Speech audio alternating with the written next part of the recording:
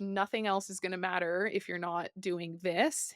So before you worry about, oh, am I eating organic? Am I eating enough protein? Am I eating enough fat? Am I eating enough whole foods? You really just want to make sure that you're actually giving your body enough calories so that it can properly function, so your metabolism can do all of its jobs. And I think calories have kinda gotten a bad rap because no one wants to, like, track them because it's been so toxic. Hi, team. Welcome back to another episode of The Wellness Effect. It is just me and Jeb today. We are missing Kira. She is on a family camping trip, living her best life. And so we're going to take the reins on this one and we're going to talk all about the basics of nutrition, which I'm honestly excited because I found over the years we kind of get more like farther away from just the basics of foundational health and kind of like to complicate things for you guys. But honestly, none of it really even matters what we talk about if we don't understand even just the basics of nutrition. And we kind of preach a lot that this is something we probably should have learned in school, but we didn't. So here we are to save the day. So we're just going to Yeah. go into a little bit of the nutrition hierarchy, which is what you need to prioritize very first up into the least important when it comes to nutrition because it can be kind of overwhelming to do it all at once. And then also just going to go into a little bit of like what macros are, what the different types of macros are, a little bit about micronutrients and hopefully just give you guys a little lesson here. But first, how you doing, Jeb? How am I doing? I'm good. I honestly don't have a lot to report. Over the weekend, I had a really chill Sunday, and then we went to, I think it was Cat Lake we went to, which is just outside of, like, Whistler, Squamish area, and just, like, went paddle boarding for the day, which was really, really nice, and So then nice. just been kind of chilling. I go to Edmonton this Friday for a wedding just for 2 nights and then back for the rest of July. So I'm excited for the wedding. It's with all my like high school friends, so it Whose should wedding be is it? pretty good.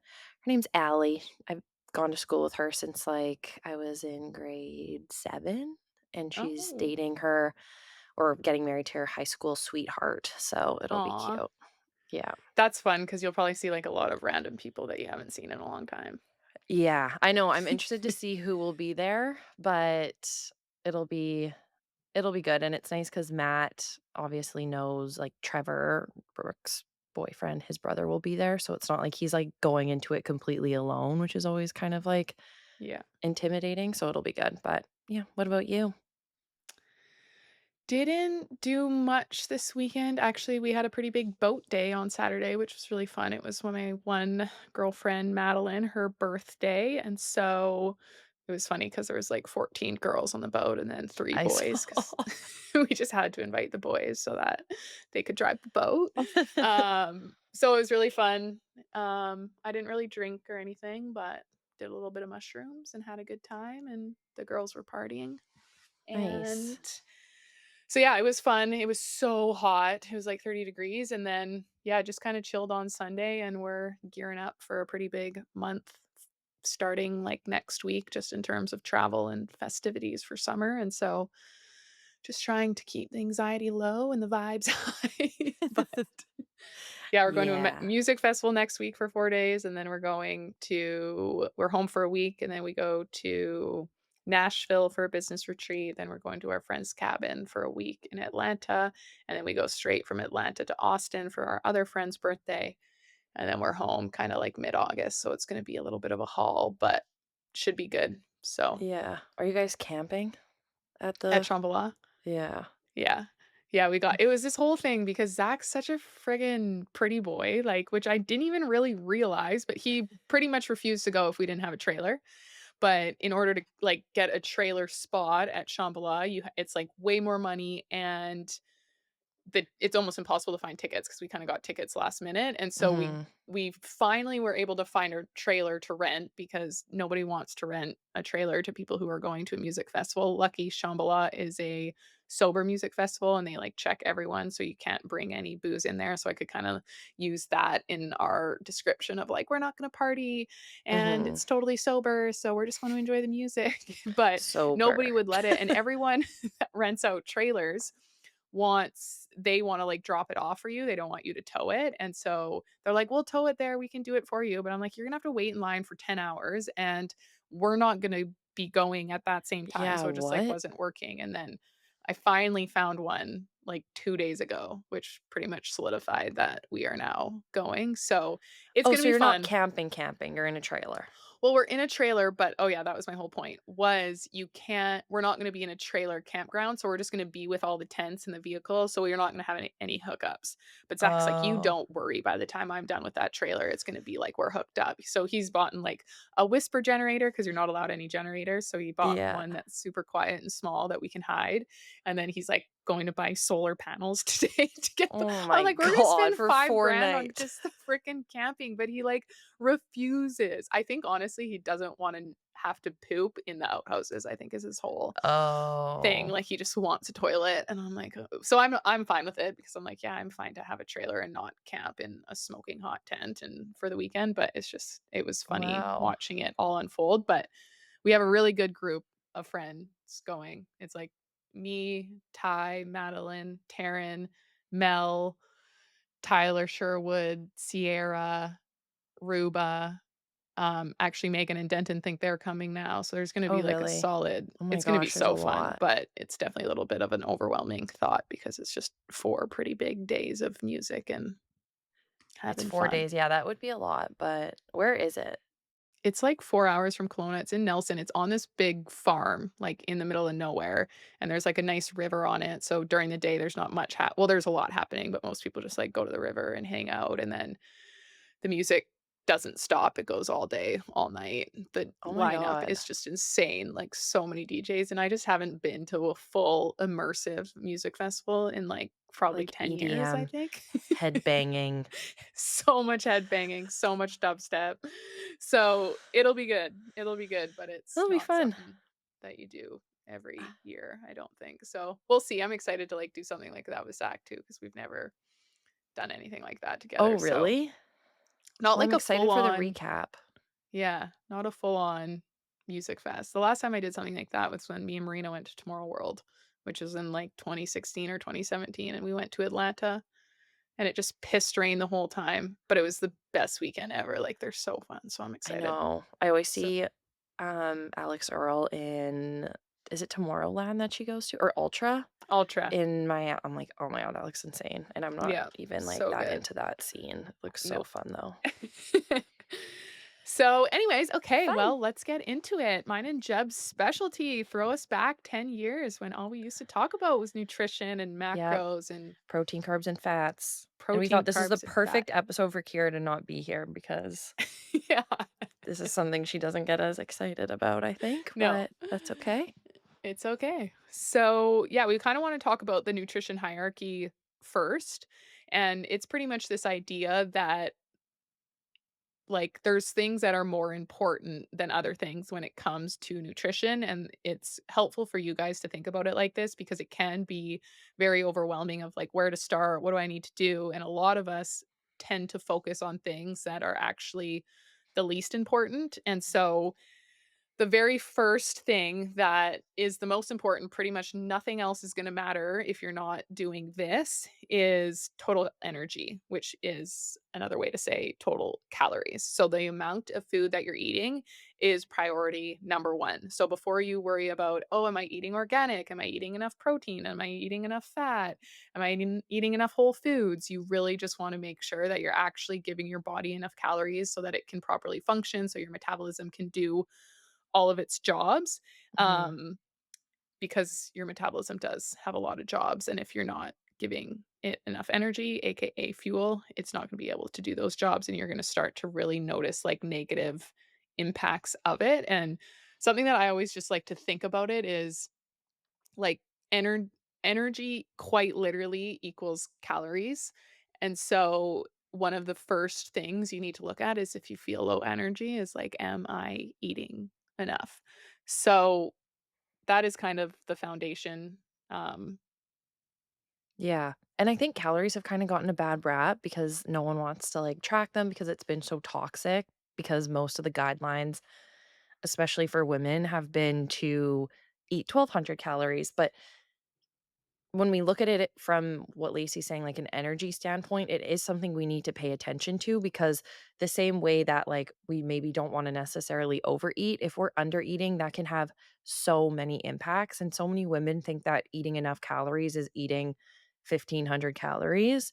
And if you are eating that much and you are a grown woman that is working or a parent and you're not just sitting on the couch all day long, 1,500 calories is not enough food for you. I can almost say with 100% certainty. So we have to look at it from like a energy standpoint. It's not just about, oh, I need to eat less calories or more calories to lose or gain weight. It's about to be able to function and have good metabolic health. Yeah, and actually, I'll say my favorite analogy when it comes to metabolism because I think it helps people understand, but your metabolism, will say, has, like, 100 different jobs. It's in charge of so many different functions in our body, lots of hormones, everything, and so it has 100 jobs. Some of those jobs are number 1 priority for it, meaning it's literally keeping you alive, like pumping blood to your major organs. If your body or metabolism didn't do that, you would die. So those are always gonna be your metabolism's first and top priority, and then lower priority of your metabolism jobs is like making sure that you have clear skin, healthy hair, good digestion, good bowel movements, easy fat loss, you're not looking inflamed, all of those things because they're not needed for survival, right? We don't need like a perfect painless period in order to survive. It's just a really nice bonus. Same with clear Mhm. skin, nice hair. And so when you think about your metabolism having all of these different jobs ranked from top priority to low priority, the thing that feeds the metabolism so it can do these jobs, because your metabolism isn't just magic, it's like any other thing that does jobs, it needs fuel, and it gets that fuel from food that we eat. And so if you're not eating enough for it to do all 100 jobs, instead of just doing like 10% of each job and kind of pumping 10% of blood to your brain and giving you like 10% nice hair and skin, it is instead going to just shut off all of those lower priority jobs completely. Mhm. So you're not gonna have any leftover resources to support healthy hair, healthy skin, anything like that, and instead, it's gonna fully focus on doing 100% of the top priority jobs because if you think about it, you can't just pump 10% of blood to your heart and expect to Mhm. survive, like, you will die. And so, if you are starting to notice all of these little side effects and your hair is really brittle, your skin is starting to act out, like the first thing you need to ask yourself is like, well, does my metabolism even have enough fuel to do these jobs? Because for a lot of us, like Jeb said, 1,500 calories is the bare minimum that you would need just to do those top priority jobs. So you're not leaving anything left over for any of your other body's bodily processes. So, I don't know. I just like when I think about it that way, it really helped Mhm. me lean into eating more when I lost my period for 3 years, and I'm like, "I don't understand why," and it's like, well, I was not eating enough for my body to be like, "Okay, we should have a baby right now, like, this is a great Exactly. idea." Yeah, and people think that it's just calories in versus calories out when we think of metabolism, but metabolism, like Lacey was saying, is like the sum of every single reaction that's happening in our body. And calories in and losing fat or building muscle are like bottom of that priority list. And so it's so, so much more than just that and crucial for our overall health. So, Yeah, yeah. so that's base number 1. So first thing to do if you have no idea what to do, figure out, which we have a little bit of a calculator thing we're gonna walk you guys through to figure out kinda what you should be eating for maintenance. It is a little bit different for everyone, but there's a good generality that we'll go over at the end. But just, okay, cool. Now I know I'm eating enough every single day. Okay, what's the next thing that I should focus on? And so that is macronutrients, which are protein, carbs, and fat. So do you wanna go into this a little bit, Jeb? Yeah. So we'll just do like a little bit of a brief overview, I guess, with the protein, the carbs, and the fats now, and then kind of keep going from there. But I'll start off with protein. Protein's definitely like a buzz macro. It's funny how just like depending on what the trends are, certain macros are more important, whether it's like we're focusing on like low carb or high fat or low fat diets, whatever it might be. Protein's definitely getting a lot of attention, which I think, in my opinion, is long overdue, but it doesn't mean that it's less or more important than other ones. When it comes to amino acid or sorry, macronutrients, Fats and proteins are essential, meaning that our body needs them to survive, and carbohydrates aren't necessarily essential. We can produce energy, but it doesn't necessarily mean that we should be. So I'll dive kind of into protein. So proteins are made out of amino acids, and so basically, what they are is like long chains of amino acids, and they're essential for like structure, function, regulation of the body's tissues and organs, and each individual amino acid in a protein chain is crucial for building and repairing tissues, enzymes, hormonal balance, antibodies, and other molecules essentially that are essential for metabolic processes. In the context of energy production and just biochemistry, amino acids from proteins can be used as like alternative fuel sources as well. So they're very, very, very important, not just for building muscle, they're also crucial for things like balancing blood sugar. So proteins, there's a reason they're getting all the attention that they are because they're so, so important. And I would say that majority of people altogether, but specifically women, are still under eating protein. Yeah, and the awesome thing about protein, you guys, if you just encourage you to eat more, is it is so hard to overeat if you're eating enough protein or a lot of protein because Yep. protein keeps us fuller for longer because it just takes longer for our body to like break down and digest. And so it's like it would be so easy to eat, like, 3,000, 4,000 calories of ice cream, but to eat 3,000 or 4,000 calories of protein, it would be Ew. so hard and impossible, and you would be so full, and so it just encourages you guys to and you don't have to worry so much about, like, specific numbers of protein, but just, like, really start focusing on putting protein with every meal and kinda like how we've always made our meals, well, for the past 15 years has been protein focused, like, "Okay, what I'll pick a protein and then I'm gonna make my Mhm. dish surround this protein."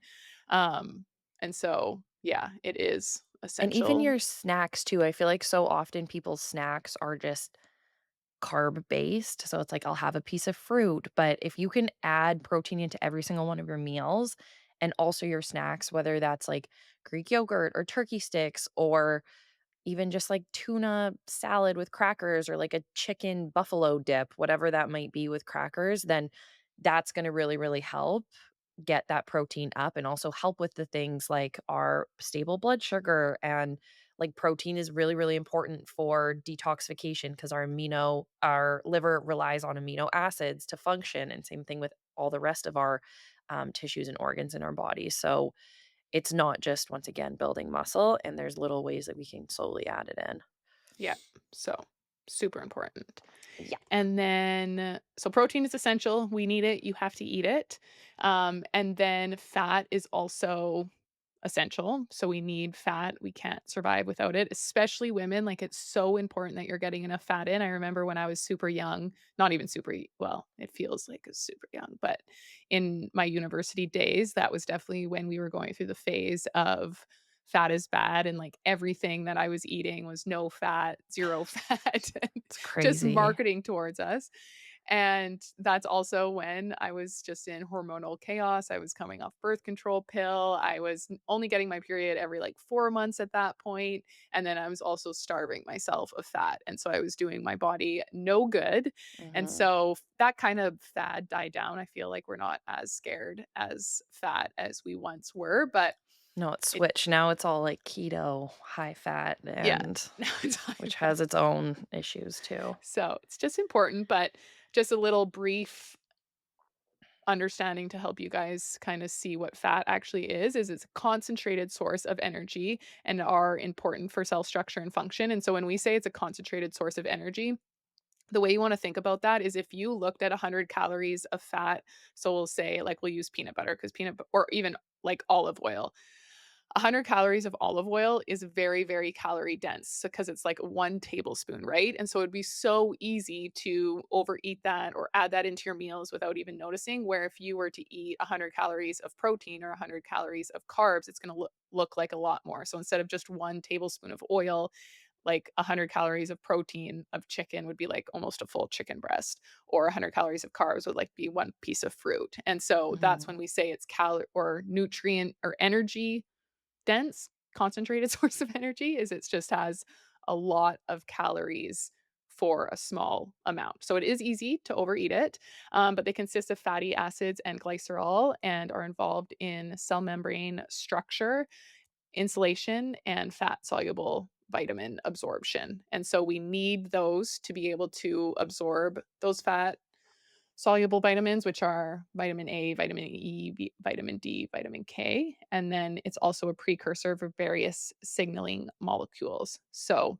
they pretty much play a key role in the synthesis of steroid hormones, which is cortisol, estrogen, testosterone, progesterone, and they also serve as an immune system mediators.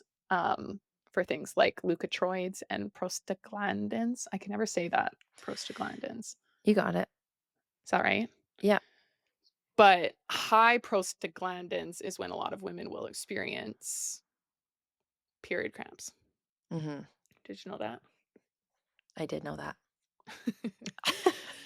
I don't know if the And listener then knew from a that. nutritional point of view, fats are a key fuel source for our cells to produce large amounts of cellular energy, also known as ATP, to throw us back to grade 12 biology.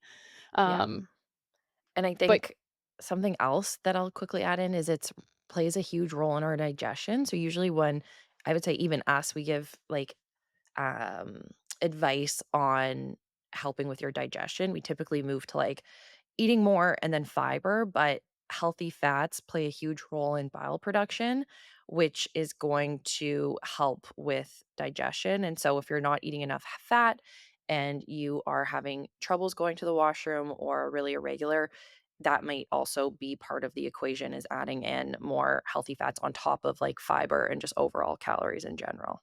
mhm. And then last but not least, carbs, our favorite one. You want to do this one? Yeah. So carbs are very important. I think a lot of women, even now, kind of in the wellness space, are trying like getting a little bit scared of them, but they're so, so important. They're seriously just like the building block for energy. And yes, your body can live without them, but it doesn't mean that we should be living without them. So they're they're macromolecules, so all of these are macromolecules, and we'll go over the micros as well, and they serve primarily as that source of energy for the body. And so what happens is carbohydrates are broken down into glucose, which are used by cells to produce that ATP. Once again, going back to grade 12 biology, and then ATP carries energy within the molecular bonds that when they're broken are used to power other cellular processes within our body. So you can see how this is so, so important when not overdone, because then we're not running into those blood sugar issues for our overall energy and metabolic health altogether.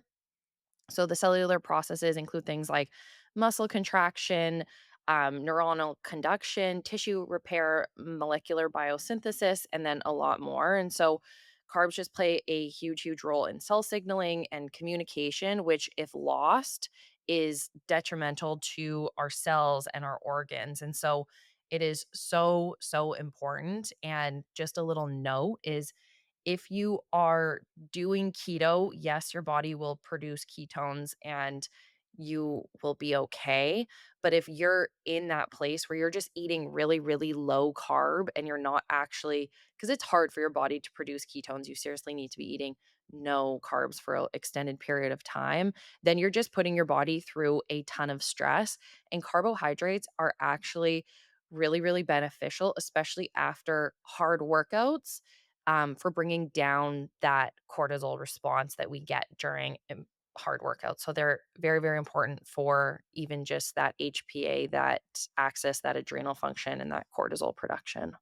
Yeah, and that's why we see a lot of women who are just stressed out with high cortisol is because they kinda walk that fine line of they are scared of carbs, but they're not completely avoiding them because it is really hard to completely avoid carbs and get your body into ketosis, and so you're almost like, not that I'm encouraging you to go 0 carb, but it would almost be better if you were at 0 carb versus, like, 30 to 60 grams per day. Yeah. So it's just important, and, like, all of these 3 things are important, and just because protein and fat are essential and carbs are not, carbs are still our body's preferred energy source. So even though it's not essential and your body does have a backup plan, um, it's not essential, and so we can live without them, but your body doesn't want to, and it would prefer to do it with carbs. So just note that we didn't say that any are more important than the other and that we do need them all. And really, like protein, carbs, and fat are what make up those calories that we talked about earlier. So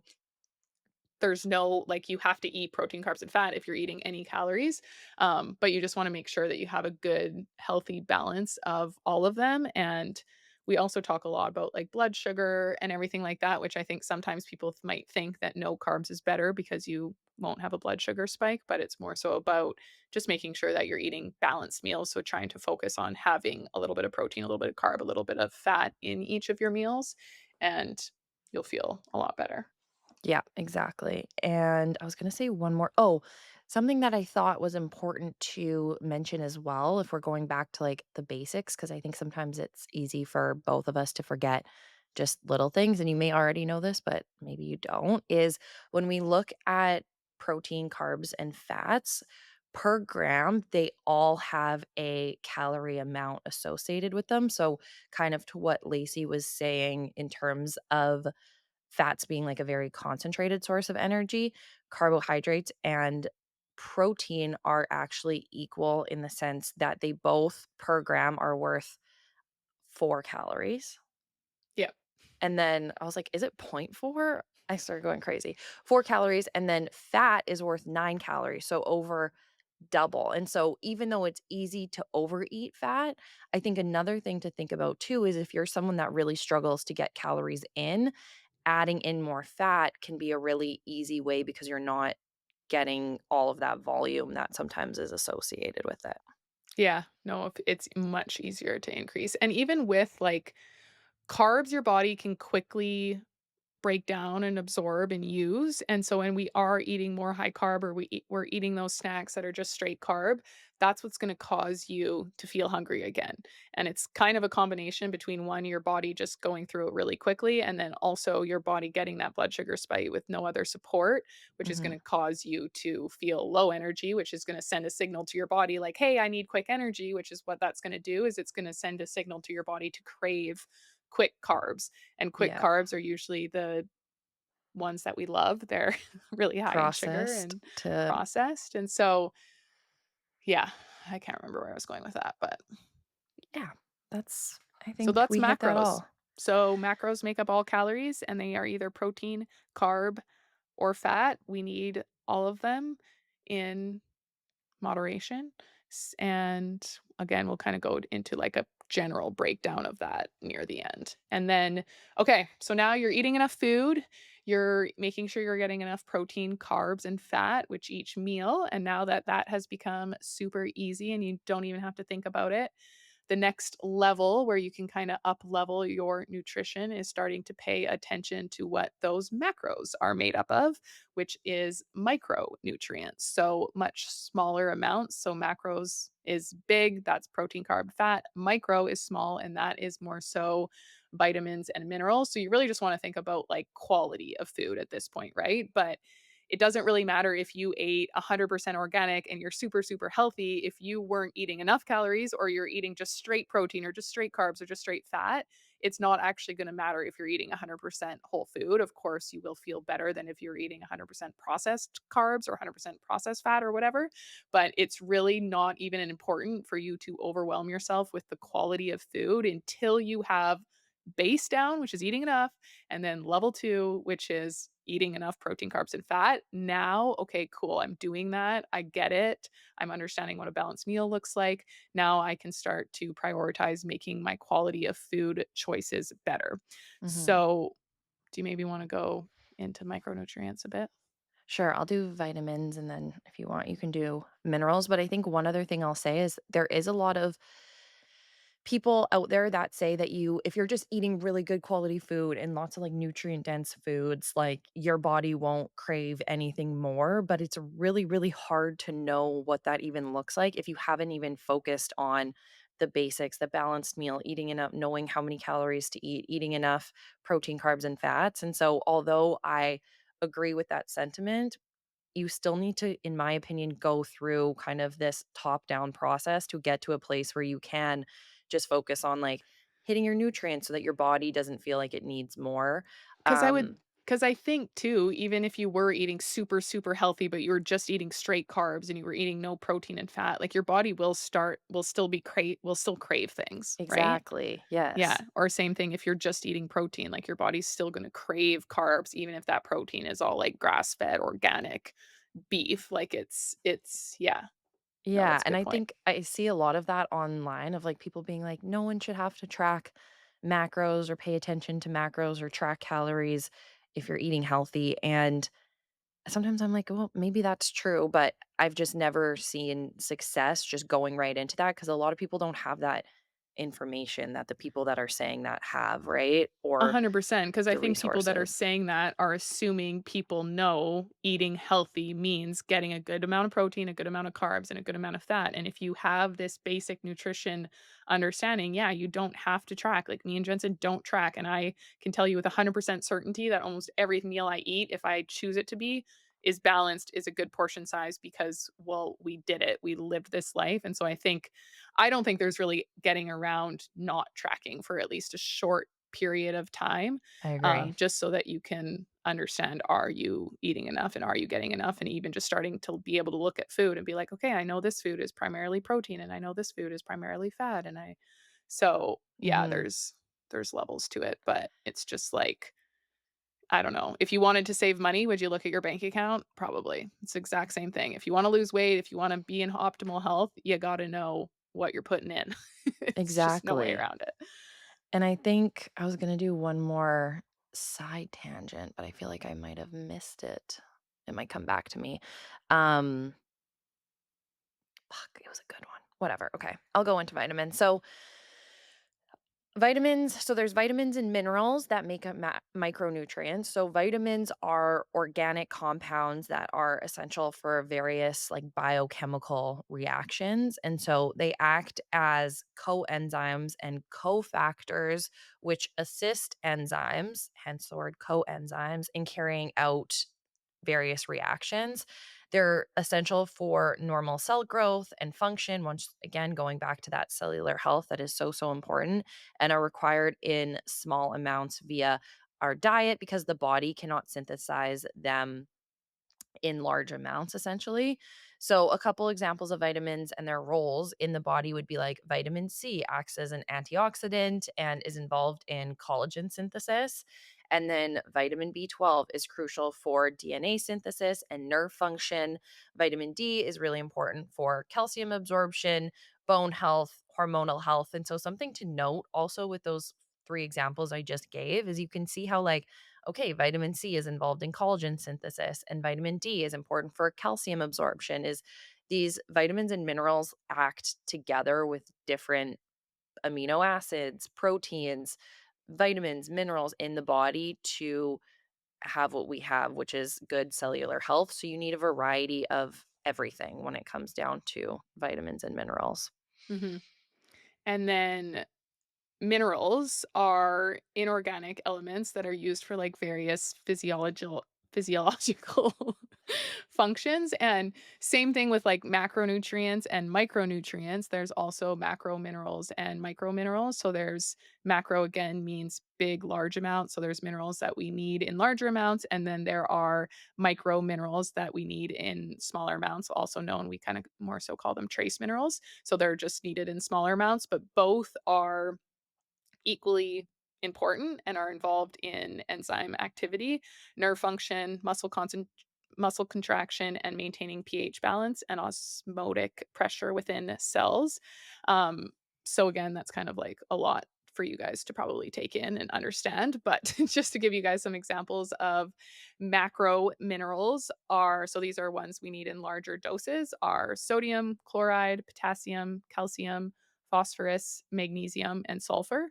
And then microminerals include chromium, cobalt, copper, fluoride or fluorine, iodine, iron, manganese, and selenium and zinc. And that's just to kind of give you an idea. So it's not like you need to just start focusing on just the macros and kind of like load up on those, even though the other ones we only need in smaller amounts. They're still just as important. And so in order to kind of start prioritizing minerals and vitamins and getting more of that in your diet, the easiest thing that you can just do is start to eat more whole foods. Mhm. Um, if you're eating like a wide variety of whole foods and kind of switching up what you're eating, which is something I struggle with my ADHD obsession meals. I like to eat the same thing all the time, but when you do eat the same thing all of the time, it really starts to like kind of keep you in this box of missing out on certain minerals, especially or in vitamins, especially if the foods that you're choosing to eat just don't happen to have those things. So a variety is best, but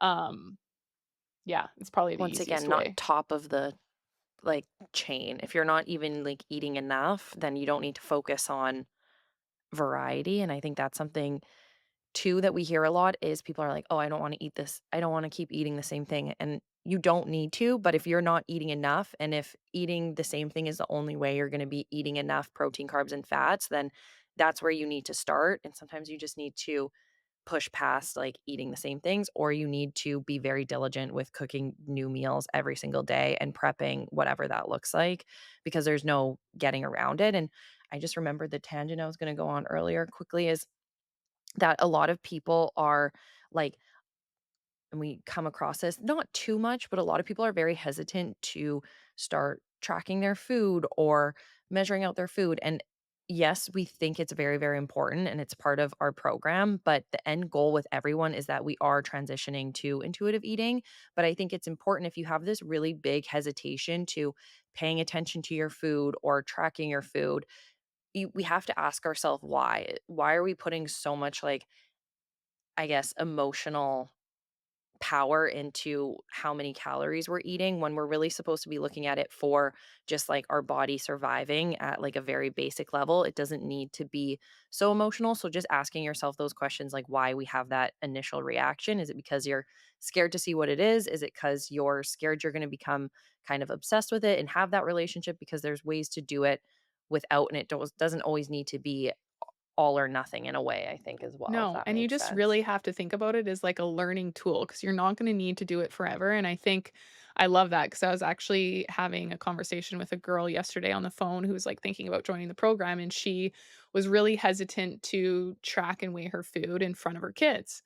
And again, it's just like, well, why are you like, you're the one that has it in your head that it's bad or it's toxic. And so it's like, if you just actually show your kid, like, yeah, this is actually really normal. Every adult kind of has to go through this period in their life where they track their food to make sure that I'm eating enough because I want to live forever and I want to be super strong and I want to be Yes. super healthy.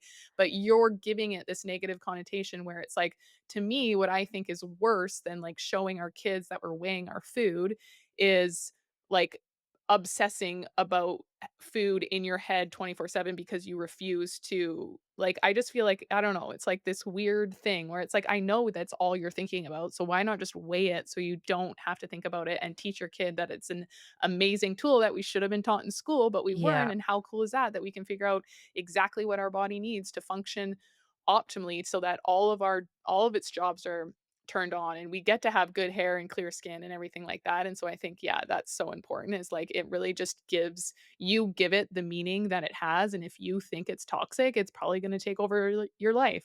But if Yeah. you think it's just like this amazing tool, then that's exactly what it's gonna be, and no one's gonna think about it. But if you're, like, constantly calling yourself fat in front of your kids or checking out your body or not getting in pictures or not having any energy and just sitting on the couch for hours after work because you refuse to count your calories, it's like, you gotta ask yourself those harder questions, I think sometimes, is like, what's really worse? And at the end of the day, it's not that bad, and it's just there's no getting around it, and we, Yeah, again, and should have done it in school.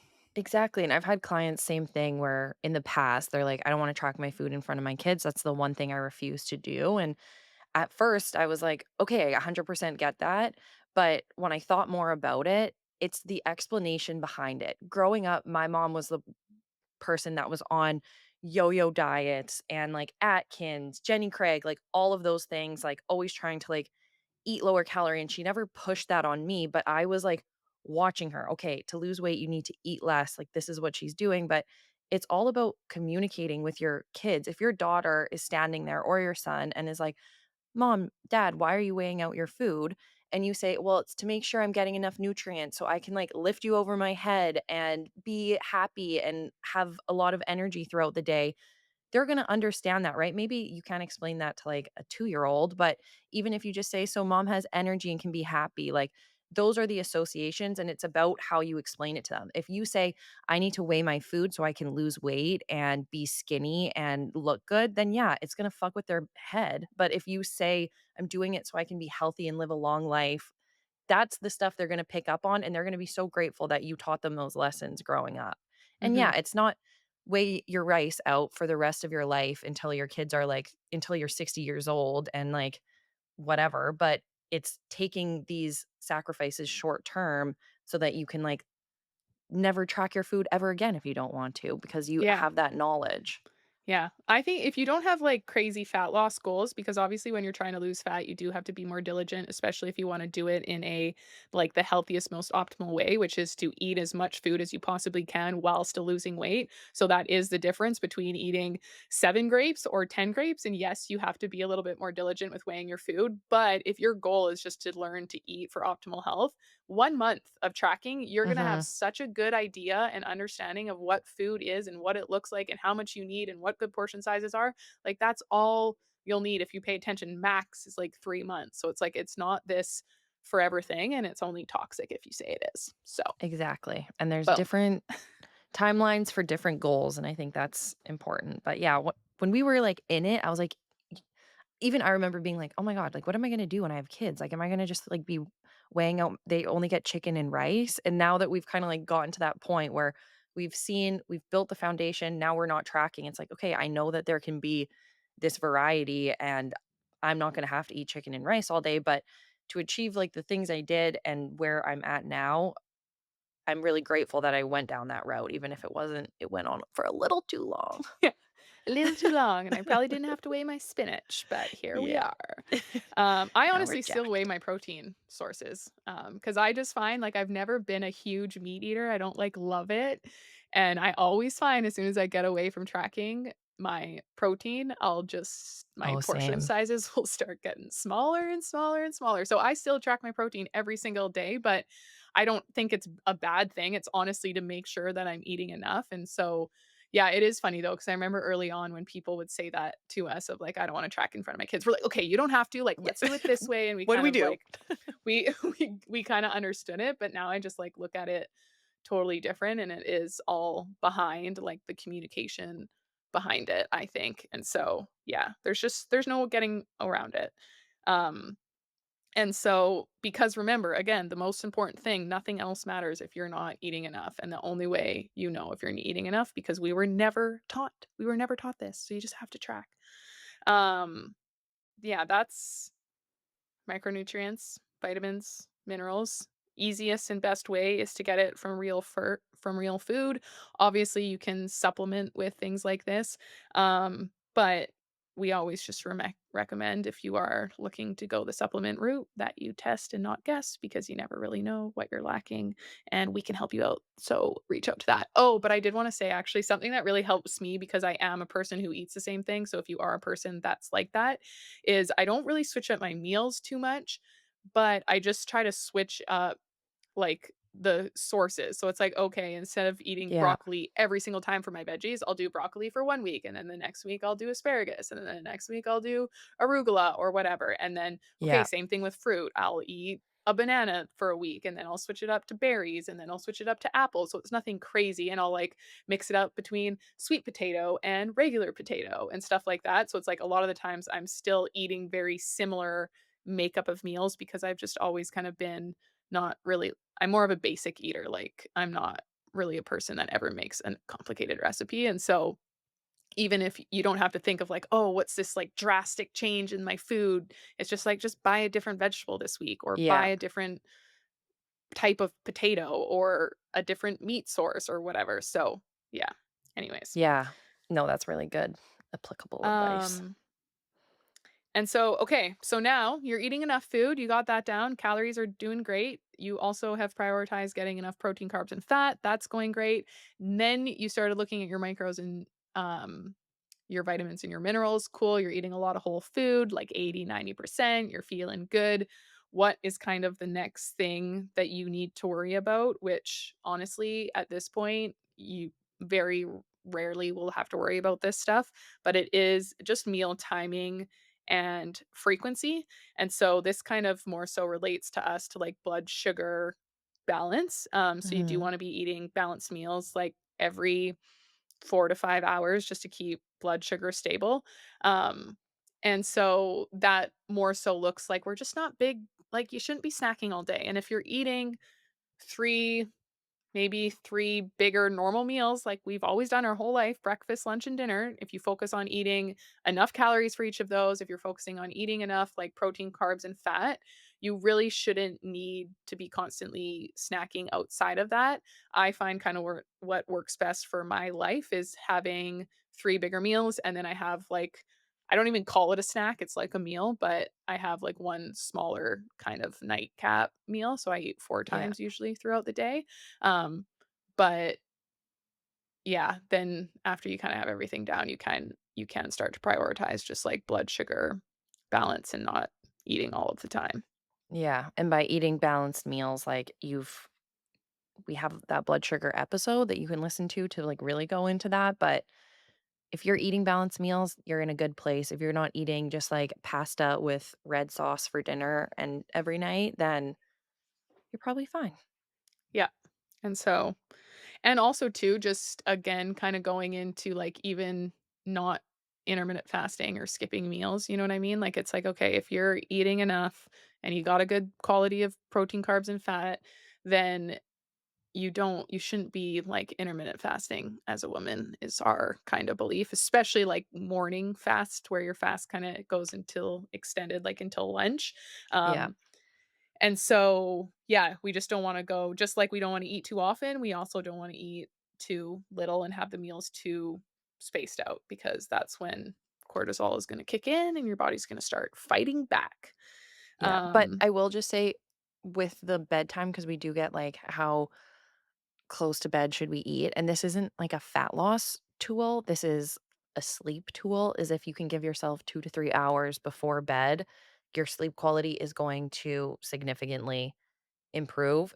If there are times when it's like, "Oh, I either need to eat before bed or not eat at all," just eat, but if you can time it where you have that, like, buffer between your last meal in bed or your last snack in bed, then that's best, and just especially if that last snack I know Lacey has her creamies, we just want it to be more, like, protein-based, and that's gonna just help not, like, spike and crash your blood sugar right before bed.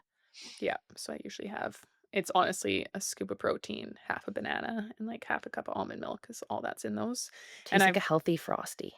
yeah, it's a healthy Frosty, and I finally got down to eating at 7 o'clock, so that's usually my last meal now, so I That's eat at great. 7:30, noon, 4 or 4:30, and then, like, 7 or 7:30. That's Yeah, my that's really good. So you have your dinner at 4:30. yeah, because I usually go to the gym at, like, 5, and Yeah, so because I usually gym after, it's like I don't wanna go to the gym at 6 o'clock, so I don't wanna wait till, like, 5, so I'll eat, like, a little bit of an earlier dinner pre-workout meal, and then, I'll eat when I get home, and obviously, that's that's not perfect. for everyone because I am a A dink. entrepreneur, work from home, and a dink.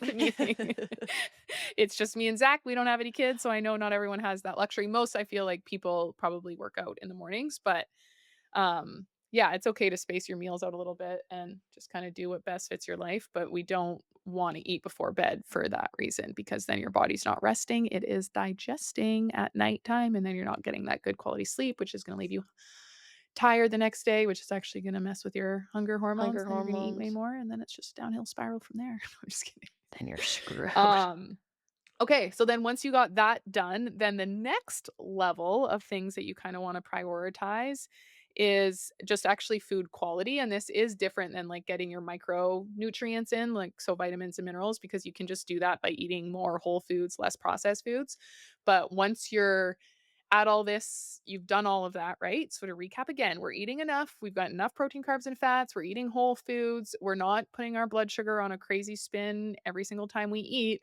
Now it's like, okay, can we start to choose like lower our toxic load, I guess, when it comes to food. So food with less pesticides. So choosing organic when you can, especially if you eat it a lot, starting Mhm. to level up your quality of meat, going from, just general meat that's not always raised in the best environments to organic, and then even better than organic is grass fed. And so just trying to kind of up level those things that you do eat a lot. But like, you notice that we're, I don't know, 50 minutes into this episode and this is the first time that we're mentioning buying organic. Yeah. And so it is important, and like me and Jensen and Kira, we all buy organic, but that's because we have been doing every other layer of the pyramid for years, and it feels easy. Like, I don't have to think about what I eat every single day at all, and I never really overeat, I never really undereat. I just eat. And so it's like, okay, now I'm ready to start investing my time and money and energy into better quality of food. But if you're just beginning and you're going from eating McDonald's or fast food or just eating out multiple times in a week, like, you don't have to make this huge gap between where you are and where you want to be and start like prioritizing all this stuff, because it will just be too much to keep up with, and you'll Mhm. end up self-sabotaging and you'll end up right in the drive-through again. And so I think, yeah, just remind yourself of that. And then I actually want to go on a tangent about just like how you eat versus what you eat, but we'll go on that in a minute. Yeah, I don't have much to add. I think just taking it slow with the organic, like Lacey said, like, for me, this is like and some people would cringe at this is not high on the totem pole at all, especially, like, it is important to remember even our organic stuff still has shit sprayed on it from the crop and the field literally right next to it, and so, for me, like Lacey said, it's something that I, like, do now, but it's nothing I stress over, so if I am at the grocery store and I see that the strawberries are like $20 for the organic ones and the normal ones are like 7, then I'm just gonna buy the normal ones, but things like eggs and my protein that I'm seriously eating every single day, those are something I really do try to prioritize, but, like, if I'm out at, like, a restaurant, I'm not gonna, like, make sure it's, like, grass-fed organic because it's just, like if it is, great, fun, but it's just not worth being top of your priority list, in my No. opinion, in our And opinion. it's actually funny because that segues perfectly into my little spiel that I wanted to do, because most food in restaurants aren't necessarily like, maybe they're a little bit better quality than like the drive through, but it's nothing crazy. They're probably all using the same stuff. And so, but the difference is like, think about the experience and how you eat and how like what you're doing in a restaurant versus in a drive-through, and just like the difference that your body is, how it's going to kind of interpret that Mhm, food. You know what I mean? Because when you're going through a drive-through, you do probably feel a little bit of guilt and shame because it's just in us. If we're like going through the McDonald's drive-through and we're ordering a burger, it's like, okay, now we know we shouldn't be doing this, but like we have no time and we're in a rush and just this one time. So you have that little internal dialogue that it's bad, which does make a bigger difference than most people think. You're mhm, also sitting down in your car, multitasking when you're eating it. You're usually maybe alone or you're maybe with someone, but it's not like this great conversation or like a connection focus of, you know what I mean? You're like in a rush, you're going to your drive through, you're eating it while you're driving and you're turning and you're like listening to a podcast, and you're like, versus, oh, you go into a restaurant, you sit down, you like smell all the foods, it starts to trigger all of your digestion, you start salivating, you maybe get a small appetizer, you're connecting with the person that you're with, you're not on your phone for probably like the one meal a week where you're not actually on your phone and eating it. mhm, And so it's honestly like, what is even more important than anything that we just said is like your state of your nervous system when you are consuming these foods, because there is not really anything that's good or bad, or it's like, it's just how you eat it. And if you're, we've talked about this before, but it's like, if you're binging in the cupboard, knowing you shouldn't be doing it, trying to hide from everyone else in your household, and you're like downing homemade cookies, like that is going to be way worse on your digestion, on everything, on your body's ability to absorb than it's like, oh, you just ate a really healthy, balanced meal, and then someone brings out these home baked cookies and you mhm, have one. It's like, that's going to have a totally different reaction on your body than versus if you're binging on them at night when nobody knows and you feel all this guilt and you're hiding it and you're standing in the pantry. So it's Yeah. just like yeah, I don't really know where I was going with that, but it's like so much more of how you eat things than even like what you're eating. So maybe that Yeah. should have been like the very base of it. But Yeah, and um just not being dysregulated, and you said something there where you were like, how we label foods is good and bad, like, technically, there are quote, unquote, "good and bad foods." I always like to say there's, like, foods that are gonna offer us more, like, nutrients and those micro minerals and have a better balance, and then there's foods that are gonna offer, like, a lot less, but maybe it's, like, the situation that we're in, and it's, like, cake for your niece's birthday or whatever that might be, and when we label the foods as good and bad, I think that's when we develop these issues with, like, overeating them, because when you're having the quote, unquote, "bad foods" in the pantry at 10 PM at night, you're gonna be eating all of it because your mindset at that moment is, and you're gonna be eating fast and, like, dysregulated because your mindset is, "I need to eat as much as this right now because I'm not gonna let myself have this ever again," when in reality, you're probably gonna have a cookie again, you're probably gonna have ice cream again, so why don't you just put some on a plate, enjoy it, maybe have, like, a scoop of protein because your blood sugar is probably, like, fucking low, and not be so hard on yourself and, like, dysregulate it and just enjoy it in that moment, and I guarantee you that will help with, like, your digestion, your binging, whatever that looks like, but yeah, that's a good yeah, no, place to it's start. yeah. There's even this theory, like some coaches use this thing where they'll like make their clients eat a dessert every single day or like a cookie every single day. It's like, okay, you keep binging on Oreos, like I want you to eat one every single day for 3 months. And it's like, and there's going to be some days where you don't want to eat it, but I just want you to eat it. And then it kind of like teaches you that the cookie's always going to be there. It's not disappearing. It's also not going to hurt your journey if you eat a cookie. And it can kind Yeah, of just like rewire your brain from this like scarcity mindset of like, I'm never gonna let myself have a cookie again. So yeah, it definitely yeah, matters giving how the you eat cookie and the what you tell power. yourself about it because it's not really good or bad. It's just kind of like less nutritious versus more nutritious, or it's like I just think I look at food 90% of the time as fuel for my body for how I want to feel and how I want to look. And then 10% of my time it's for connection. So I'm Mhm. out with friends, I'm at my grandma's house and she makes her famous cookies. I'm at my friend's house and it's her birthday, like whatever. But yeah, just doesn't need to be all or nothing all of the time. Yeah, exactly. Okay, then that pretty much sums us up, I think, right?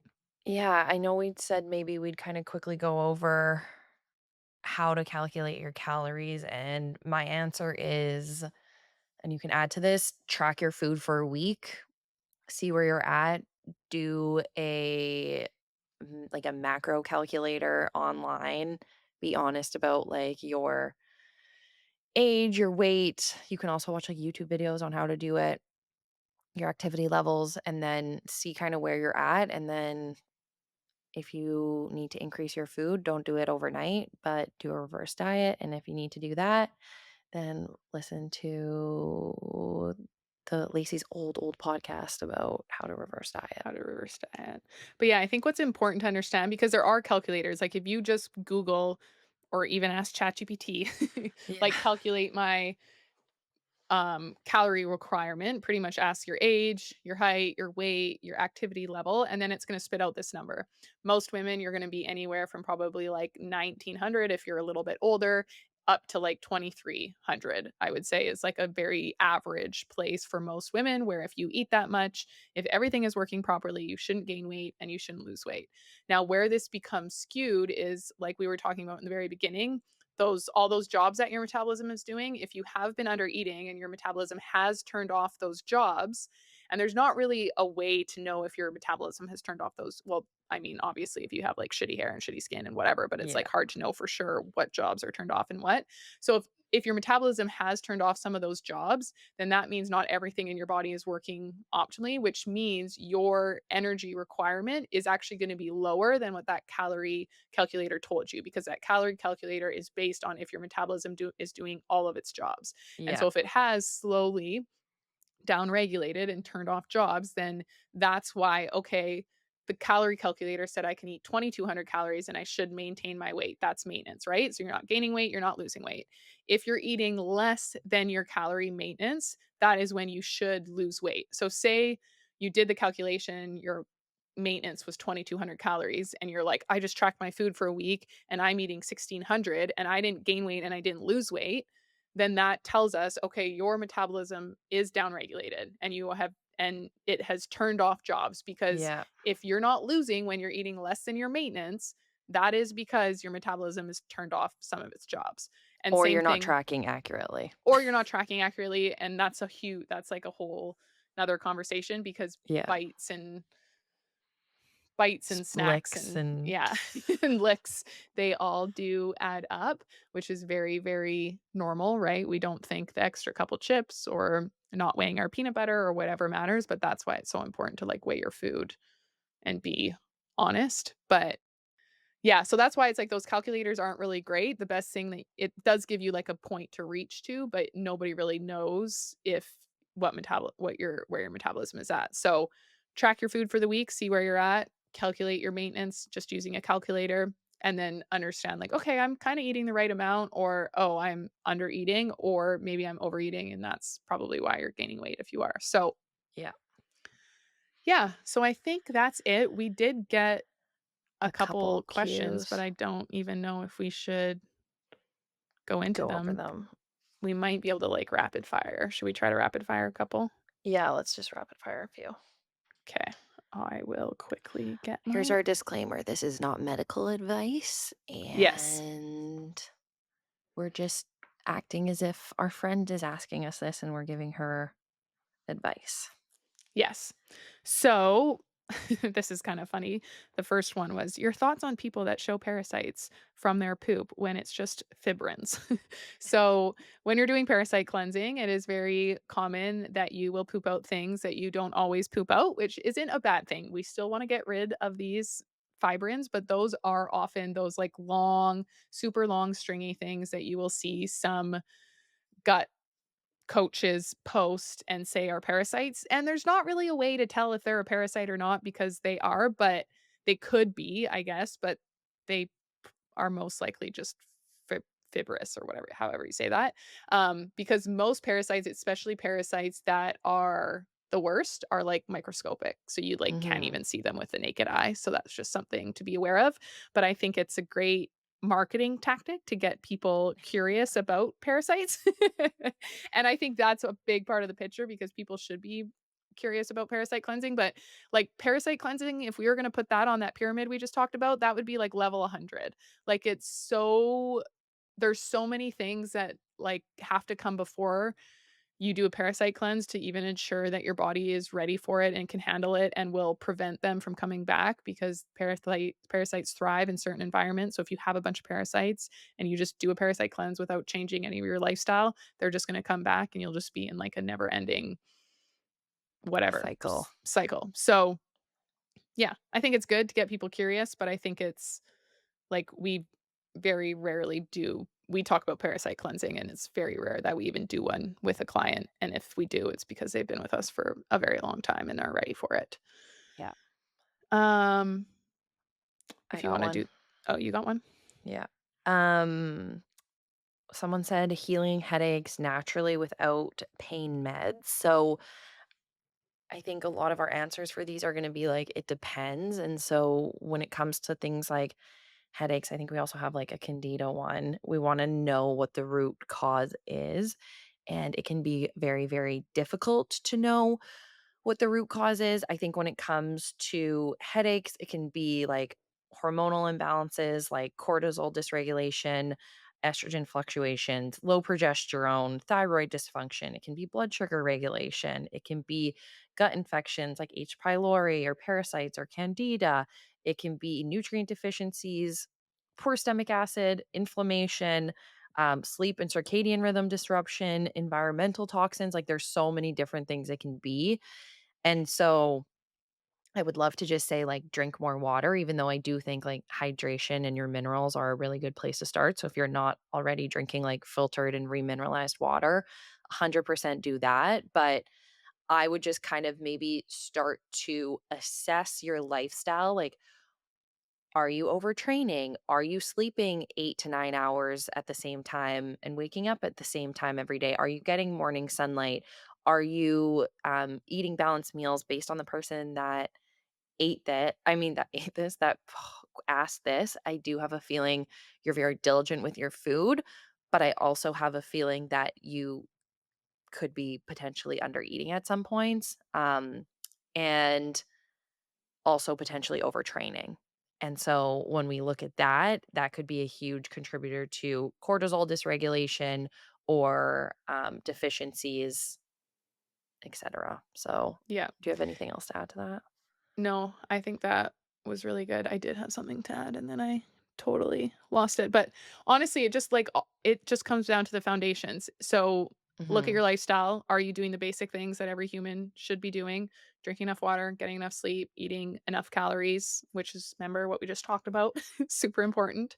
Um are you kinda doing all of those basic things? If the answer is yes, and you have persistent, consistent headaches, and there's nothing in you that's like, "Hmm, maybe I should do this," or, "Hmm, maybe I am under eating." Like, if you fully believe that you're doing all the things, like, as much as you don't wanna say this, I would save up and I would get testing done because there probably is a deeper rooted issue, but the amount of people that actually need that is, like, small. You do just need to focus on the foundations, and then at that point, if your symptoms are lingering, then yes, maybe get testing done because you can Yeah. guess all of your way. But there's just so many like migraines are or headaches are just like there's so many possible different root causes. Like Jeb said, she just listed 100. And so it's hard to be like, oh, it's for sure do this. And you need to really focus on this. But the foundations do cover 70% of what could possibly be causing that. So if you just Yeah. do those for 3 months and honor yourself and do it, then chances are they'll probably improve, and if they don't, then it could be worth looking into Then getting some send us a testing done. message.